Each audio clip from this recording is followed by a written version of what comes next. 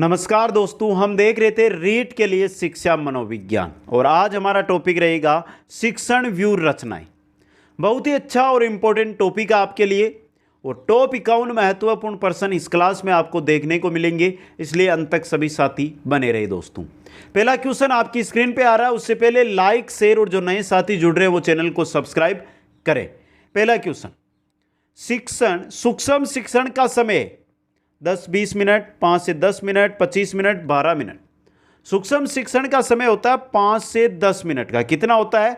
5 से 10 मिनट का दोस्तों। क्वेश्चन नंबर 2, योजना विधि के मुख्य सोपान है। योजना विधि का मुख्य सोपान, तो चारों ऑप्शन बड़ा हो जाएगा, सीधा बता देता हूं मैं आपको। यहां पे सबसे पहले समस्या का पहचान कर लीजिए।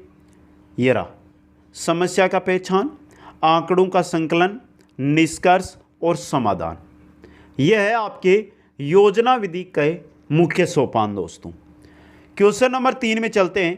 प्रोजेक्ट विधि का प्रयोग सबसे पहले सामाजिक विज्ञान में किसने किया? किलपैट्रिक, मोंटेसरी, जॉन डीवी या रूसो? किसने किया था प्रोजेक्ट विधि का सामाजिक विज्ञान में? किलपैट्रिक ने। ए ऑप्शन आपका सही रहेगा। क्वेश्चन नंबर 4 है, मानसिक विप्लव करने के लिए आप क्या करेंगे? भाषण, अनुकरण, मानसिक उद्वेलन या पाठ्य पुस्तक बढ़ाना?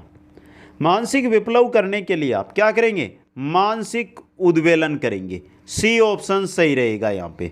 क्वेश्चन नंबर 5 है, जॉन डीवी द्वारा समर्थित लेब विद्यालय के उदाहरण है। ये लेब विद्यालय किसके? पब्लिक विद्यालय, सामान्य विद्यालय, फैक्ट्री विद्यालय या प्रगतिशील विद्यालय?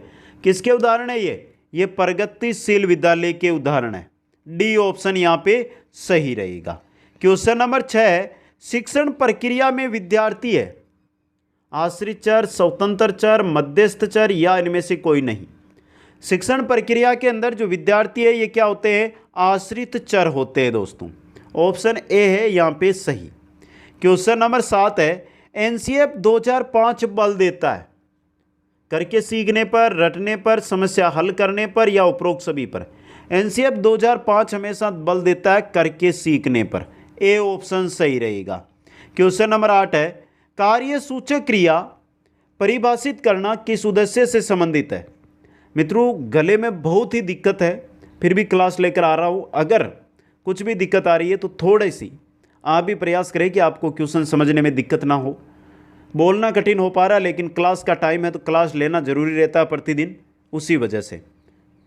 क्वेश्चन 8 है कि कार्य सूचक क्रिया परिभाषित करना किस उद्देश्य से संबंधित है? किससे? ज्ञान, बोध, प्रयोग या विश्लेषण? किससे है? ज्ञान से संबंधित है। ए ऑप्शन सही रहेगा। क्वेश्चन नंबर 9 है, विज्ञान शिक्षण की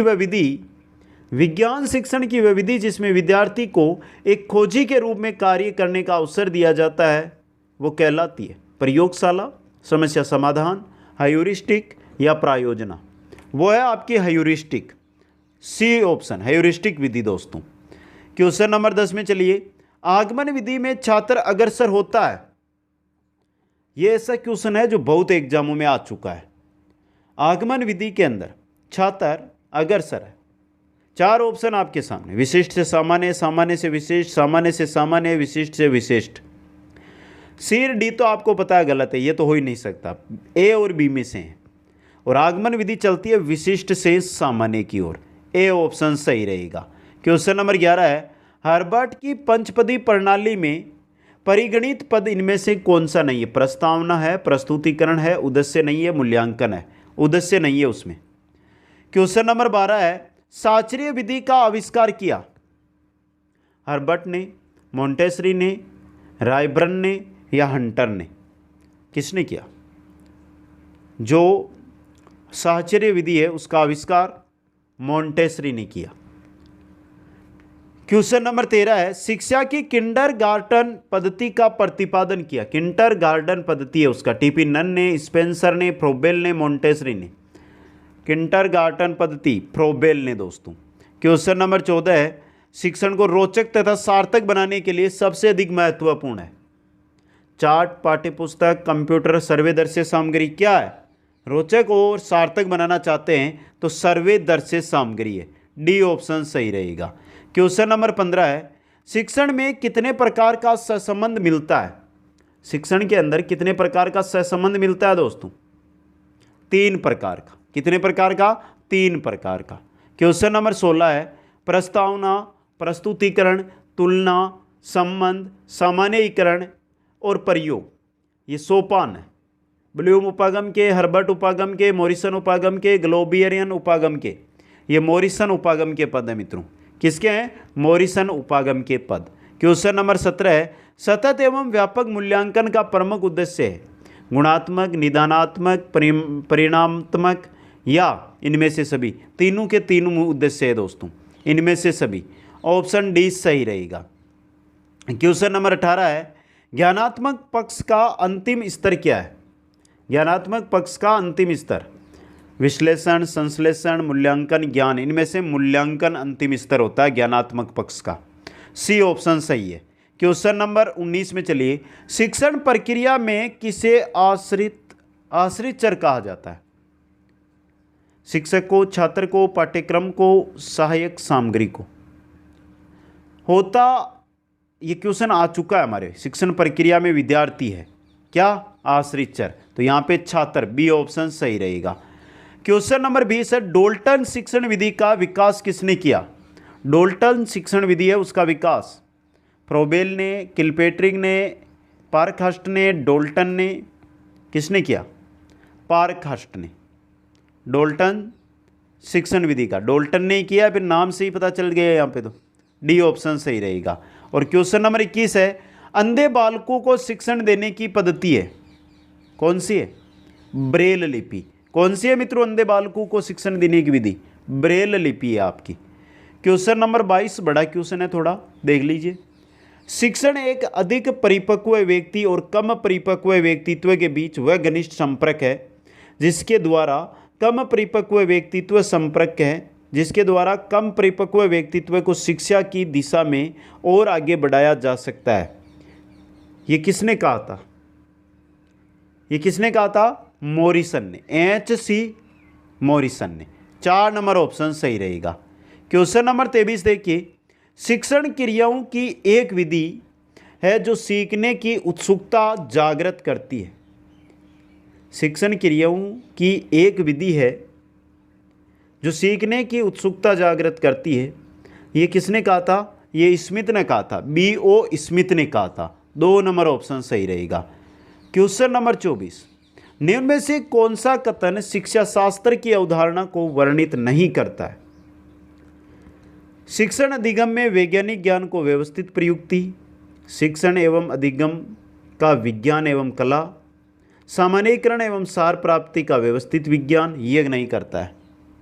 ऑप्शन 3 वाला, 3 नंबर ऑप्शन सही रहेगा यहाँ पे। क्वेश्चन नंबर 25 देखिए, पेडोगोजी किस दशक में प्रचलित पाठ्यक्रम था? पेडोगोजी किस दशक में प्रचलित पाठ्यक्रम था? 1960 में। ऑप्शन 1 सही रहेगा। क्वेश्चन नंबर 26 है, शिक्षक को शिक्षण समस्थिति प्रदान की जानी चाहिए कहाँ पर? विद्यार्थियों की मानसिक एवं शारीरिक आयु के अनुरूप। ऑप्शन 2 सही रहेगा। क्वेश्चन नंबर 27 है, स्मृति स्तर के शिक्षण का कौन सा उद्देश्य नहीं है? मानसिक पक्षों का प्रशिक्षण, तथ्यों का ज्ञान देना, अर्थ का प्रत्यक्षीकरण करना और विचारों को समझना। यह है दोस्तों स्मृति स्तर के शिक्षण का उद्देश्य। क्या है ये? नहीं है ये। तभी तो ऑप्शन 3 यहाँ पे सही रहेगा। आगे चलते हैं क्वेश्चन नंबर 28 की ओर। निम्नलिखित में से कौन सा शिक्षण का चर नहीं है? शिक्षक, माता पिता चर नहीं है मित्रों, शिक्षण का चर नहीं होते हैं ये। पाठ्यचर्या होती है, विद्यार्थी भी होते हैं। क्वेश्चन नंबर 29 है, शिक्षण प्रक्रिया में कौन स्वतंत्र चर होता है? विद्यार्थी, शिक्षक। शिक्षक स्वतंत्र चर होते हैं, विद्यार्थी आश्रित चर होते हैं। क्वेश्चन नंबर 30 है, शिक्षण प्रक्रिया में विद्यार्थी क्या है? आश्रित चर। एक क्वेश्चन, ऑप्शन 1 यहाँ पे सही है। क्वेश्चन नंबर 31, निम्न में से शिक्षण का स्तर नहीं है? स्मृति स्तरीय, सूक्ष्म स्तरीय, अवबोध स्तरीय या चिंतन स्तरीय। सूक्ष्म स्तरीय शिक्षण, ये शिक्षण का स्तर नहीं है। 2 नंबर ऑप्शन सही रहेगा। क्वेश्चन 32 है, शिक्षा के क्षेत्र में निम्नलिखित में से सबसे महत्वपूर्ण होता है? कौन होता है? शिक्षक, शिक्षार्थी, पाठ्यक्रम, पाठ्यपुस्तक, शिक्षार्थी। 2 नंबर ऑप्शन सही रहेगा। क्वेश्चन नंबर 33 है, शिक्षक अधिगम प्रक्रिया के 3 प्रमुख अंग कौन है? उद्देश्य, अध्यापन, अधिगम, परिस्थितियां और मूल्यांकन। ये 3 प्रमुख अंग है शिक्षक अधिगम प्रक्रिया के। 4 नंबर ऑप्शन यहाँ पे आपका सही रहेगा। क्वेश्चन नंबर 34 है, कक्षा कक्ष शिक्षण होना चाहिए कैसा? संवादमूलक। कैसा होना चाहिए? संवादमूलक। क्वेश्चन 35 है, शिक्षक कक्षा कक्ष में प्रयास करता है किसका? विद्यार्थियों को अनुभव प्रदान करने का, विद्यार्थियों को चिंतन का अवसर देने का, विद्यार्थियों को सहायक अधिगम वातावरण देने का, उपयुक्त सभी का। ऑप्शन 4 सही रहेगा। क्वेश्चन 36 है, बालक को कक्षा में नियमित आने के लिए प्रेरित करने का उपयुक्त सुझाव। बालक को कक्षा में नियमित आने के लिए प्रेरित करने का जो उपयुक्त सुझाव है वो किस है? डांटना है, आलोचना है, जुर्माना है, प्रोत्साहन है? प्रोत्साहन है ये। 4 नंबर ऑप्शन सही रहेगा। क्वेश्चन 37 है, शिक्षण के उत्तम प्रणाली। शिक्षण की उत्तम प्रणाली वह है जिसमें प्रश्नोत्तर की व्यवस्था ना हो, अध्यापक छात्रों से प्रश्न पूछे, छात्र शिक्षक से शंका समाधान करे, अध्यापक और छात्र दोनों प्रश्न पूछे। यह है उत्तम प्रणाली। ऑप्शन 4 सही रहेगा। क्वेश्चन 38, निम्नलिखित में से कौन सा कथन सही है? कौन सा कथन सही है? पहला है, शिक्षक उद्देश्य व शैक्षिक उद्देश्य दोनों समान है। शिक्षण उद्देश्य शैक्षिक उद्देश्य के अंतर्निहित है। यह सही है यहाँ पे। 2 नंबर ऑप्शन सही है। क्वेश्चन नंबर 39, प्रभावी शिक्षक वह है जो विद्यार्थियों को अधिगम हेतु अभिप्रेरित कर सकता है। विद्यार्थियों को सीखने के लिए अभिप्रेरित कर सकता है। 3 नंबर ऑप्शन सही रहेगा। क्वेश्चन नंबर 40, शिक्षण का मुख्य उद्देश्य है। शिक्षण का मुख्य उद्देश्य क्या होता है? केवल तर्क शक्ति का विकास, केवल चिंतन शक्ति का विकास? तर्क व चिंतन दोनों शक्तियों का विकास। 3 नंबर 1 व 2 दोनों सही है यहाँ पे। क्वेश्चन 41, ज्ञान रचनात्मकता सिद्धांत आधारित शिक्षण का आधार है। ज्ञान रचनात्मकता सिद्धांत आधारित शिक्षण का आधार क्या है? करके सीखना। 1 नंबर ऑप्शन सही रहेगा। क्वेश्चन नंबर 42 है, निम्नलिखित में से कौन सा एक अन्य विकल्पों से संबंध नहीं है? मिलाइए। प्रश्नोत्तर सत्रों को संगठित करना, स्व आंकलन के कौशल को प्रतिमार्जित करना, प्रकरण पर विद्यार्थियों की प्रतिक्रिया लेना, प्रश्नोत्तरी परिचालित करना। यहाँ पे देखिए यह है जो आपका अन्य से तीनों से संबंधित नहीं है, 2 नंबर वाला। ऑप्शन 2 आपका सही रहेगा। क्वेश्चन नंबर 43 है, सृजनशीलता के पोषण के लिए एक अध्यापक को निम्न में से किस विधि की सहायता लेनी चाहिए? किसकी? ब्रेन स्टॉर्मिंग यानी विचारावेश, व्याख्यान, दृश्य सर्वे, इनमें से कोई नहीं। ब्रेन स्टॉर्मिंग या विचारावेश विधि की। क्वेश्चन नंबर 44, शैक्षिक समस्याओं से ग्रस्त बालकों को किस समस्या का सामना करना पड़ता है? शैक्षिक समस्याओं से ग्रस्त बालकों को किस समस्या का सामना करना पड़ता है?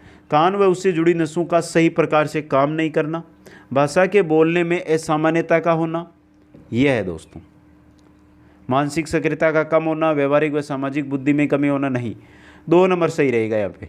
भाषा के बोलने में असामान्यता का होना, इस समस्या का सामना करना पड़ सकता है। 2 नंबर ऑप्शन सही रहेगा। क्वेश्चन नंबर 45 देखिए, निम्न में से क्या एक प्रभावी प्रशंसक के रूप में अध्यापक के लिए कार्य करेगा? देखिए, विद्यार्थियों के अवदान को उनके कार्य से संबंधित व्यवहार पर केंद्रित करना, विद्यार्थियों के वर्तमान कार्य निष्पादन को उनके समूह के अन्य साथियों के संदर्भ में वर्णित करना, विद्यार्थियों को उनकी योग्यता अथवा कार्य निष्पादन के महत्व की सूचना देता है। 3 नंबर ऑप्शन सही रहेगा। क्वेश्चन नंबर 46, प्रभावी शिक्षक बनने के लिए आवश्यक है कि वह अपने विषय को अच्छी प्रकार जानता हो, वह अपने विद्यार्थियों से अधिगम संभव अंतःक्रिया करे, वह उसे शिक्षण विधियों का पूरा ज्ञान हो, उपयुक्त सभी। ऑप्शन 4 सही रहेगा। क्वेश्चन नंबर 47, निम्नलिखित में से कौन से शिक्षण प्रक्रम के अंग है? शिक्षण प्रक्रम के अंग शिक्षक है, विद्यार्थी है और दोनों पाठ्यक्रम है। शिक्षक, विद्यार्थी और पाठ्यक्रम, शिक्षक, शिक्षार्थी और पाठ्यक्रम। ऑप्शन 2 सही रहेगा। क्वेश्चन 48 है, निम्नलिखित में से कौन सा शिक्षण अधिगम प्रक्रम को प्रभावहीन बनाता है? कौन सा बनाता है? उपयुक्त शिक्षण, पाठ्यक्रम को पूरा करना, शिक्षण विधि का उपयोग, पारितोषिक तथा दंड का अनुचित उपयोग, ये बनाता है प्रभावहीन शिक्षण को। क्वेश्चन नंबर 49, किसी आदर्श के अनुरूप व्यवहार को डालने की प्रक्रिया को कहा जाता है? किसी आदर्श के अनुरूप व्यवहार को डालने की प्रक्रिया शिक्षण प्रतिमान कहलाती है। क्या कहलाती है? शिक्षण प्रतिमान। क्वेश्चन नंबर 50, निम्नलिखित में से कौन सा शिक्षण प्रतिमान के आवश्यक तत्वों का एक सही युग्म है? यह अच्छा क्वेश्चन है। पहला है उद्देश्य, संरचना, सामाजिक प्रणाली, सहायक प्रणाली। यही आपका सही है, उद्देश्य, संरचना, सामाजिक प्रणाली और सहायक प्रणाली। और अंतिम क्वेश्चन, निम्नलिखित में से कौन सा शिक्षण प्रतिमानों के संदर्भ में सबसे कम महत्वपूर्ण है?